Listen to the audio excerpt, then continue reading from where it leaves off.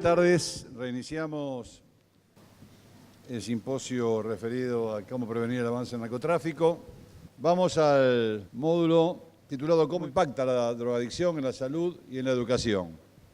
Participan como moderador el doctor Jorge Aufiero, titular de Medicus, y como partícipes el doctor Ramón Laiguarda, consultor de neurología del Instituto Fleni, miembro de la Academia Nacional de Educación y miembro de la Academia Nacional de Medicina. El doctor Pedro Barcia, presidente de la Academia Nacional de Educación. El doctor Horacio Reiser, vicerrector de la Universidad de San Isidro. Doctor Aufiero. Buenas tardes a todos. Tengo el gran placer de moderar esta mesa en mi carácter de médico, pero con figuras muy importantes y como ya hemos visto esta mañana, este es un problema multisectorial que excede largamente a la salud, pero sí es un capítulo muy importante porque generalmente la vía de entrada hacia estos procesos de readaptación y la intervención del Estado, la intervención de los elementos de salud y básicamente de la educación, como lo van a escuchar ahora, que están maravillosamente representadas acá.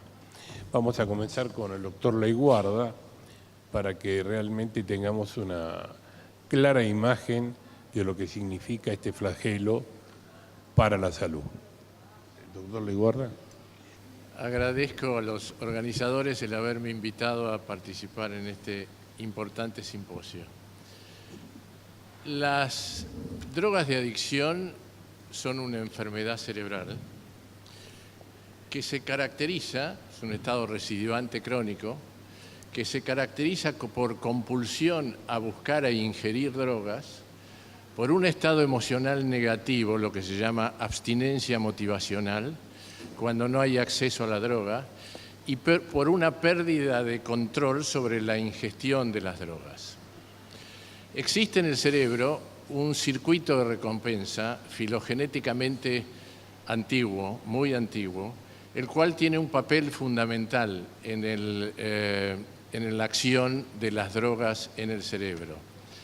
Ese circuito de recompensa tiene un núcleo principal que se llama el sitio de recompensa universal porque es sobre el cual actúan, como ustedes van a ver, la mayoría de las drogas. Y después tiene otras estructuras como el hipotálamo que tiene funciones consumatorias, llámese comer, beber, el hipocampo y la amígdala que participan en la memoria de recompensa, y un circuito pálido tálamo cortical que tiene un papel fundamental en la motivación. Y el tegmento ventral, que es algo que está en el tronco del cerebro, que estimula todas estas estructuras. Este es el circuito de recompensa, no voy a entrar en ningún tipo de detalle, pero simplemente para que vean que el núcleo accumbens, que es el sitio universal de la recompensa, es donde actúan la inmensa cantidad de las drogas, además del tegmento ventral. Y esta es una imagen de resonancia magnética donde en colores ustedes lo que ven es una activación de las estructuras de recompensa ante un estímulo determinado que estimula el circuito, como por este caso el chocolate. No es una droga, sino el chocolate. Las sustancias psicoactivas se pueden dividir en 4 grupos. Los estimulantes o psicoanalépticos, la anfetamina, metanfetamina y derivados, la cocaína y el paco. Los psicolépticos, que son los depresores, esencialmente en lo que nos compete hoy la morfina y la heroína, los derivados sintéticos del opio. Los psicodislépticos, que son los alucinógenos, el LSD y la mescalina, los principales, y los cannabinoides, que es la marihuana y el hachís. La cocaína y la anfetamina son los estimulantes centrales más usados. Las manifestaciones clínicas, lo que causan cuando uno las ingiere o las inhala, es euforia, suprimen el hambre, revierten la fatiga y aumentan la actividad psicomotora. pero la intoxicación causa una serie de efectos como hipertensión arterial, taquicardia, aumento de la transpiración, euforia, psicosis, convulsiones, etc. Y la abstinencia, los fenómenos opuestos: caída del pulso, lentitud en los movimientos, exceso de sueño y depresión. Las complicaciones neurológicas más severas de la cocaína o de la anfetamina son las hemorragias intracerebrales, ya sea dentro del parénquima cerebral o por fuera en los espacios subaracnoideos. Y esto se debe a dos fenómenos: o a crisis de hipertensión arterial o a vasculitis. En esta imagen lo que les muestro son las arterias cerebrales irregulares como consecuencia de la vasculitis inducida por cocaína. Los estimulantes centrales, el paco y el crack. El crack se usa en Estados Unidos y en Europa. El paco, como ustedes saben, es el más usado en América del Sur y en nuestro país. Es la cocaína base, el alcaloide base de la cocaína más bicarbonato. Y tiene un efecto euforizante que va desapareciendo con el consumo crónico. La intoxicación aguda produce temblor, también convulsiones, pero sobre todo paranoia, alucinaciones, agresividad y violencia. De ahí a la tendencia a la delincuencia y a lo fácil que matan estos sujetos adictos cuando están bajo la influencia del paco.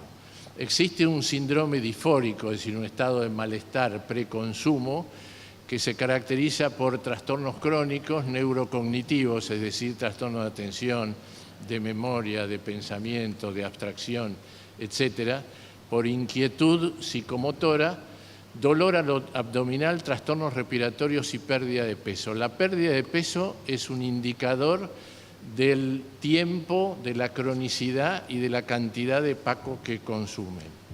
Por último, la marihuana es el paso previo a la adicción a otras drogas.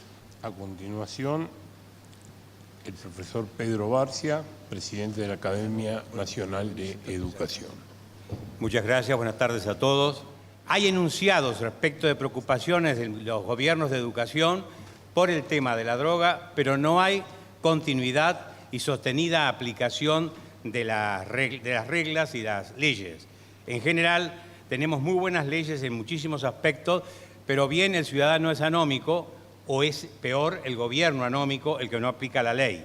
En el caso del Ministerio de Educación, elaboró una quinta encuesta nacional de estudiantes de enseñanza media, en 2011, un instrumento interesantísimo, pero lamentablemente el último.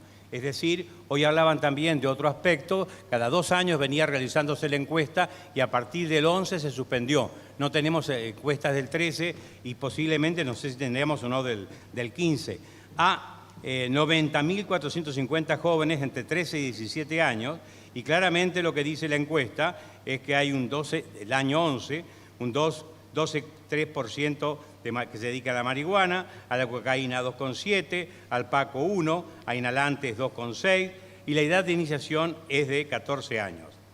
¿No se ha acentuado el consumo? Sí, el consumo seriamente por otras vías sabemos que hasta se ha duplicado. Los mismos alumnos en esta encuesta señalan que el consumo de las drogas facilita la repitencia en ellos, el ausentismo, la indisciplina, los problemas de comportamiento, etc. Con el cuadro que ha trazado el doctor Leiguarda, no es necesario abundar en las limitaciones que para la operación de aprender genera el consumo de la droga. También es cierto que esta encuesta nos dice que el entorno social del grupo, de la pequeña tribu a que pertenece el muchacho, facilita en un 35% el consumo. Y hay un dato que es más relevante de todos, me parece a mí, es que cuando la atención familiar opera con afecto, cuidado, atención y dedicación sobre el muchacho, se reduce de un 57% a un 4% el consumo. El drama de la droga tiene 3 elementos compositivos que son, como se sabe, la droga misma, el hombre y la sociedad o el contorno o el contexto.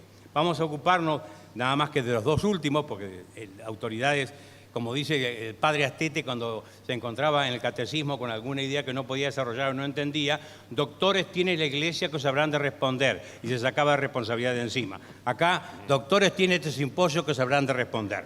De modo que vamos a centrarnos en dos cosas: la persona del adolescente y los dos contextos que son familia y escuela.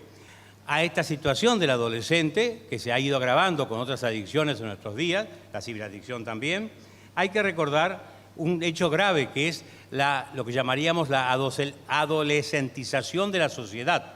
De modo que esto que he señalado son las puertas de entrada para tratar el tema con el muchacho. La dificultad primera es la comunicación. El muchacho y la chica no se comunican con sus padres. Hoy Grimson hablaba, no se lo perdí de vista donde estaba, acá, Grimson hablaba de la mesa familiar, tiene mucha razón. Yo pertenezco a una familia de clase media pobre, donde éramos en una especie de Macondo en la mesa, éramos 7 hijos, 2 padres, 2 abuelas, 2 ideas inútiles y algún invitado. En esa mesa se conocían todos los problemas de todos los presentes. Día a día se seguía la preocupación, la cara de rodilla que tenía uno, la reacción física ante determinada cosa, la desatención. Todo esto se ha perdido. El primer contexto, que es la familia, es una familia en la cual ha entrado gradualmente la anomia, es decir, la desatención de criterios, de leyes, es muy permisiva. Cada vez más se da dando el caso de que la familia se presenta el padre como amigo, el tío también como amigo, el abuelo como amigo. El muchacho tiene montones de amigos, no tiene ni padre, ni tío, ni abuelo que cumplan las funciones correspondientes. Pero además está el padre cómplice y el padre tolerante, etcétera. El temor de aplicar la autoridad, que significa etimológicamente al latín de un verbo augere, hacer crecer y promover, aquí no se aplica, porque se tiene temor de que haya reacción adversa. De modo que el cáncer que para los argentinos en todos los niveles, económico, político, social, educativo, es la anomia, ganó la familia ya. Tenemos montones de hijos y cada vez menos padres. Desde el Ministerio de Educación ha habido buenas disposiciones, hay una ley inclusive, pero no se han elaborado documentos concretos de aplicación. En primer lugar, hay una primera cuestión que hace a la escuela, y es que la escuela está complicada en la labor de detectar, acompañar y leer los síntomas de adicción o de comienzo de adicción, porque la escuela es un contenedor, en segundo lugar es un comedor, en tercer lugar es un atenuador, una especie de presidente de mesa, morigerador de actitudes de violencia, ¿cierto? Y cuando queda tiempo enseña, y cuando queda tiempo puede detectar algo. Ahora, no puede detectar mucho, porque en realidad los maestros y profesores no son formados para nada en este campo. No existe en el Instituto de Formación Docente, que es una excelente creación de la Ley de Educación Nacional, ninguna disposición, ni una línea que hable que los contenidos de formación de los docentes tienen que estar el problema de la prevención y de los 3 niveles que voy a hablar enseguida, de la prevención de la drogadicción. Sí, en cambio, en el Plan Educativo Nacional de 2014-2016 aparece como un punto para primaria y secundaria, pero es inútil que esto aparezca allí si los maestros no son formados en esta capacidad. Y estamos manejándonos entonces con 2 rasgos propios del argentino, la improvisación y el masomenismo. Aquí hay que empezar con la prevención en 3 niveles, diría yo, en el punto de vista de la escuela. En primer lugar, la educación para la salud, el estimular la vida sana, eso sería aplicable a inicial, primaria y secundaria. En segundo lugar, después explicito cada una, la educación formadora de la persona en los 3 mismos niveles, y la educación preventiva recién para la droga, para primaria y secundaria. En realidad estos 3 temas tienen que ser transversales. ¿Qué indica un tema transversal?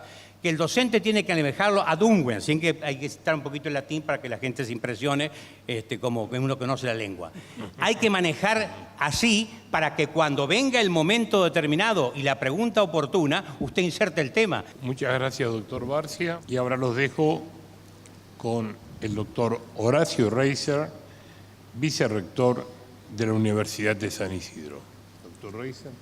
La verdad es que coincidimos plenamente en que la educación es la clave para prevenir el consumo de drogas.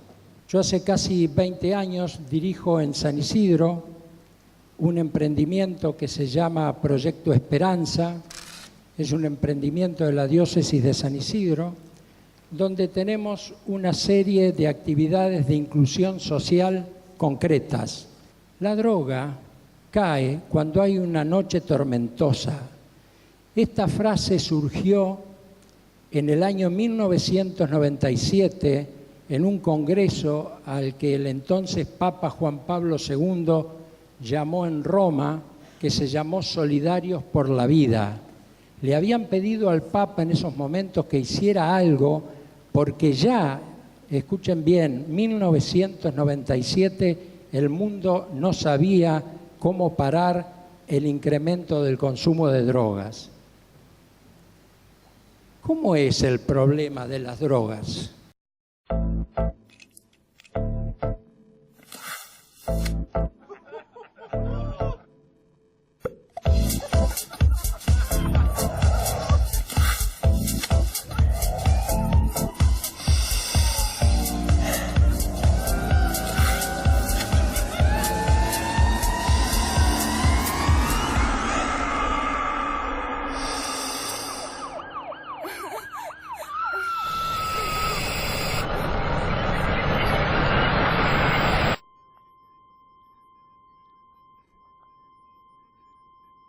Entrar en las drogas es fácil, pero salir es mucho más difícil. Decí no al consumo de drogas. Para ayuda y más información, entra en www.reddevida.org.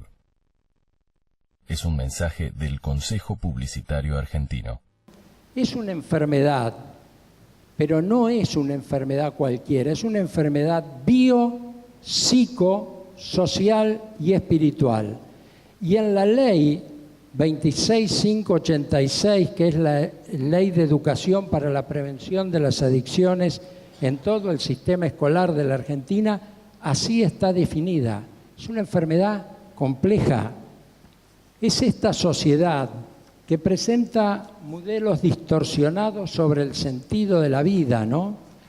Con rasgos hedonistas, consumistas, idealistas, exististas, ¿no? Es la sociedad del todo bien. ¿Ustedes vieron algún saludo más común en estos días cuando se encuentran dos personas? ¿Cómo estás?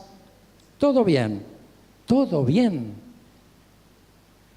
Y los más afectados son los jóvenes y los adolescentes que ingresan a esta cultura de lo quiero ya y sin esfuerzo. Es este chasquido. Estamos ante una verdadera pandemia que afecta fundamentalmente a jóvenes y adolescentes, agravada por una alarmante tolerancia social. ¿Ustedes saben lo que pasa cuando aumenta la tolerancia social? Lo primero que ocurre es que disminuye la percepción del riesgo, y cuando disminuye la percepción del riesgo, automáticamente aumenta el consumo.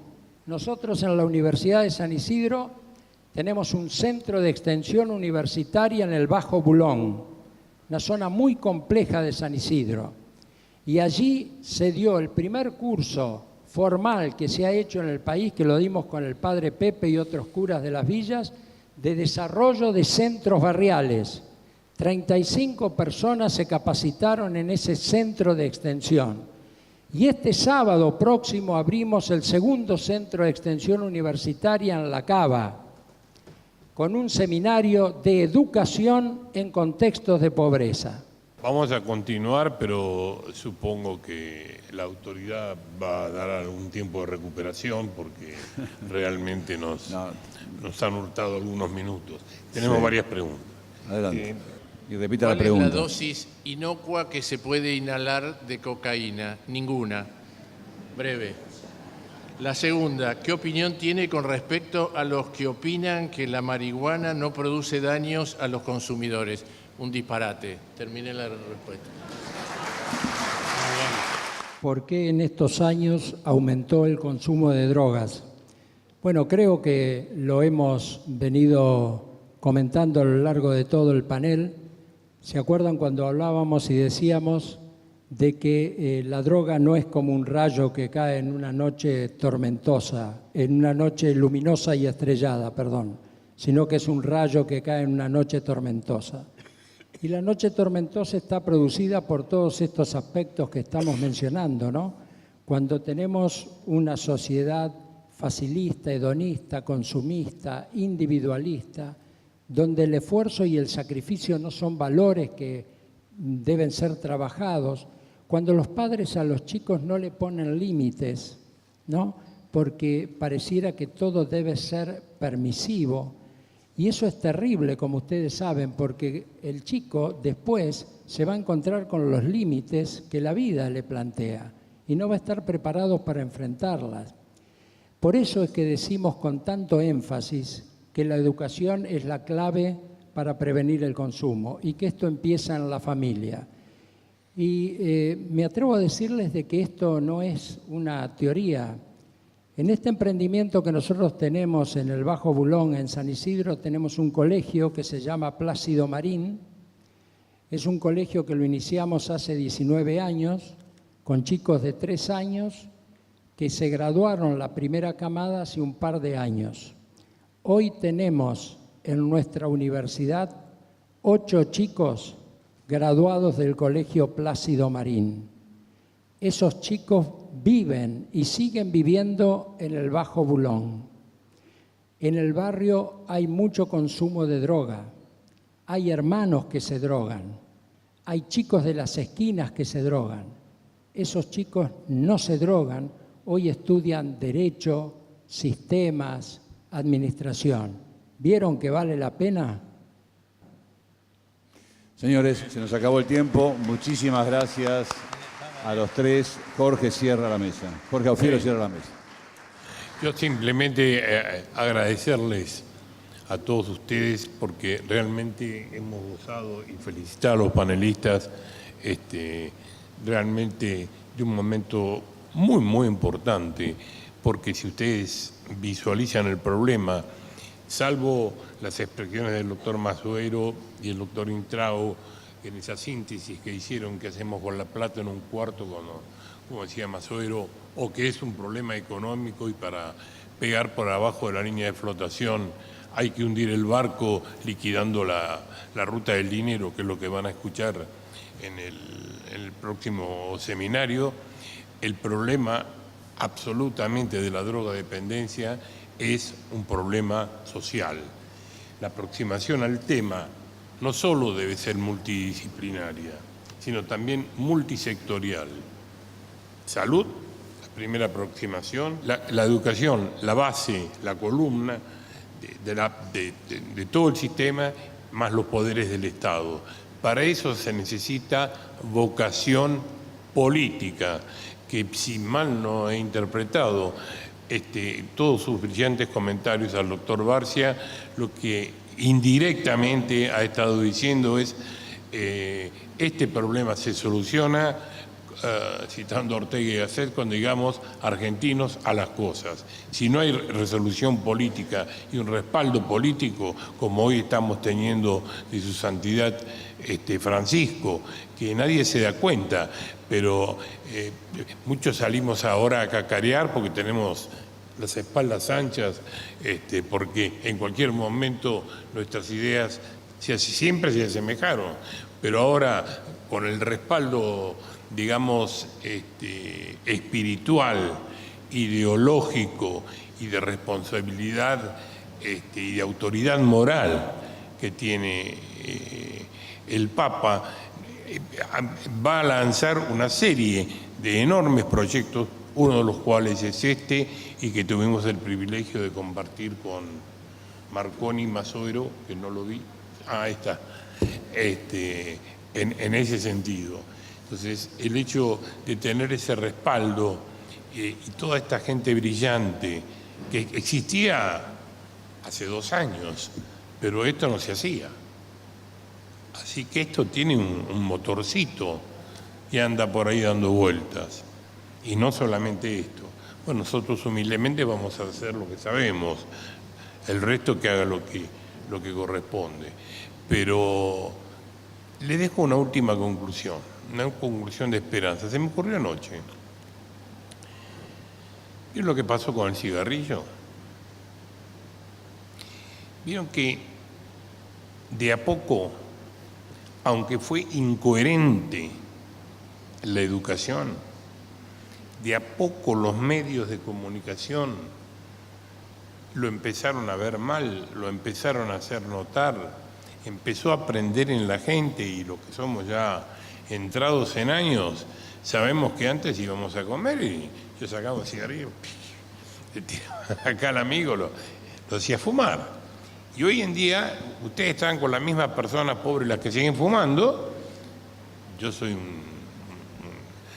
logré dejar, y simplemente estando en una casa de familia, aunque sea un espacio, che, acá no, entonces se va al jardín, etcétera, etcétera. Tenemos que lograr lo mismo. Y también hay intereses económicos en el cigarrillo, ¿eh? En la industria armamentista hay intereses económicos. En el cigarrillo hay intereses económicos. Y acá hoy muy bien nuestro invitado, el profesor Intrago, lo dejó ver con claridad meridiana. Así que el camino ya está. Ahora lo que falta, el conocimiento lo tenemos.